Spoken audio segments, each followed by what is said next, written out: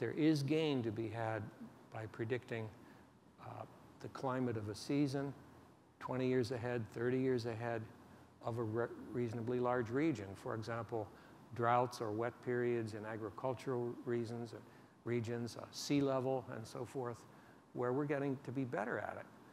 So at a certain level, the science is getting reliable. The smaller the geography and the smaller the period of time, the less reliable it is. We're going to have to learn to work with that information. And that's why, Ali, there is a link to before, when you said, isn't it going to be expensive?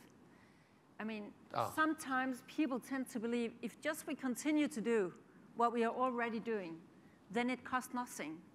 And this is very wrong. I mean, if you take science seriously, then it's going to be very, very wrong in this field. And that's why the cost, and of course there are costs attached to do these things, but I think we should more look at it as a necessary investment. Right. Because if we just continue business as usual, and if we are not taking science seriously, then the price tag will be enormous. It will come in form of even more events like we see on the Horn of Africa right now. We will see people start to move in the millions.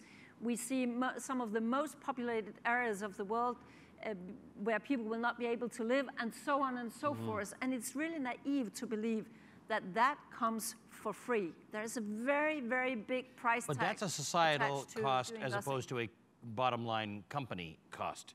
And I think that's where we're getting some of the difficulty, right? What is, in your research, the most effective way to deal with climates? Go ahead. Let me comment on that. I think it was 3 years ago, no, maybe it was 4 years ago, one of the branches of McKinsey consultants, I think it was McKinsey Global, did a study of, I think it was the Fortune 500 companies or some large number of companies in the US.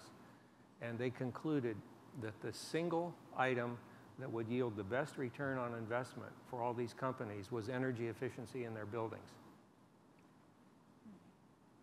Now, the fact is not many companies have gone on, and there have been further studies to try to figure out, well, if all this money is lying on the floor just waiting to be picked up, or the low-hanging fruit, whatever your image is, then why aren't more companies and more individuals doing these things?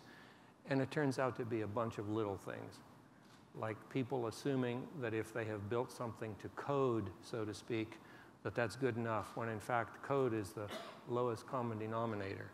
Or they don't have the technical expertise to know how to deal with their buildings, or they don't know which consultants or which companies to hire because the service industry hasn't yet started. But this was the result of this McKinsey study that was published 3 or 4 years ago. I think it was Diana Farrell was the first author.